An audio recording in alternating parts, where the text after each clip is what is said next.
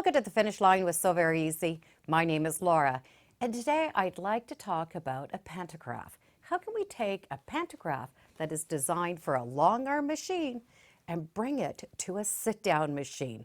Doesn't matter if it is a sit-down quilting machine like my Q20 or a domestic machine. We can use those pantographs to our advantage. Now we're going to be quilting an upside down backwards technique when using those, which means we're quilting the quilt from the back side. So when we turn it over, the pantographs are backwards. So keep that in mind. If we have words or something that's definitely directional, we cannot use it. But I will put a link in the description to a free pantograph, and it is from Urban Elements. Now, when you go online and check this out, you'll be able to see that you can get it in a few ways. You can get a printed home one, and you can also get one that's designed for embroidery. We can also see what the page is going to look like, the pattern's going to look like, and there is a video that shows us the direction that we're going to be quilting this. And of course, there is information on sizing. Now, I'm going to print this out, and it does have 3 pages. So this is the edge-to-edge pantograph or the edge-to-edge quilting design. Now this particular one does take 3 pages. So we do need to put the 3 pages together. We have page 1, page 2, and page 3. So we need to cut or fold along this line on page 3 and on page 2. When you do fold or cut them back, you're going to find that those patterns are going to match up. And we do need to keep the pages in order because page 3 will not fit on page 1. So we're going to be able to tape those or glue them together. That now gives us one complete pattern. We can continue to add more pages. I can add another 1, 2, and 3, and so on. So I'm going to have a very long row, or the row as long as I need it. Now I can add some more onto it. Page 1, I will need page 1. Page 2, I need page 2. So that top one can go over or under, and this pattern will match up. I'm going to be putting my fabric over top of this so that I can trace on my fabric. So I do need these lines nice and dark. So I'm going to trace over them with a nice dark Sharpie. And now I'm going to put my backing fabric and lay it over top of this paper. And I'm going to be using a light background so I can see these marks. I will now trace my full 2 rows. And I'm going to use some type of marker that is going to either wash out or fade out. I have my first 2 rows done. Now I'm going to make some registration marks right along the bottom and along the top of that paper.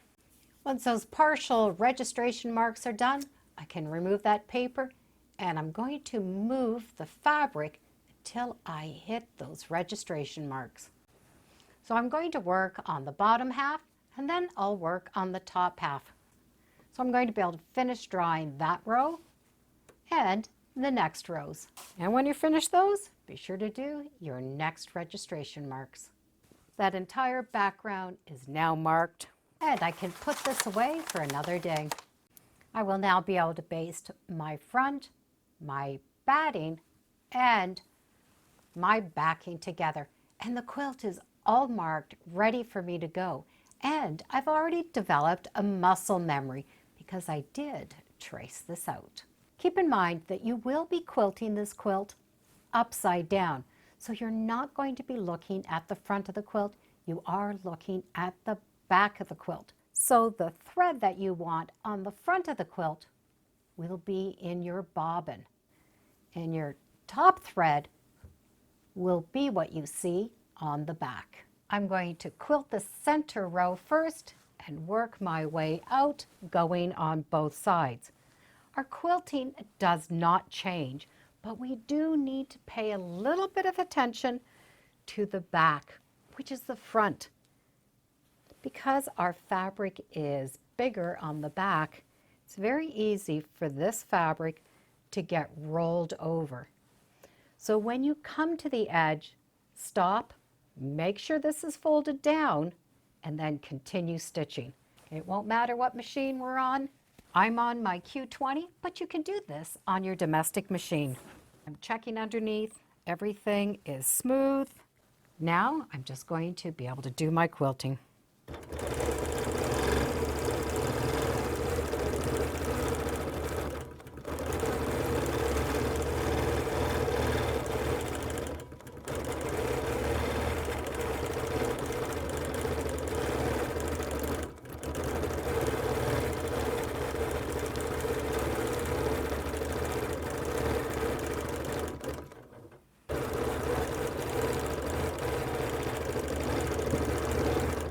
If I don't hit my line, well, I'm not concerned about it. All of this ink is going to fade and no one will know it but you. So let me get this quilted and I'll show you how pretty it turns out to be.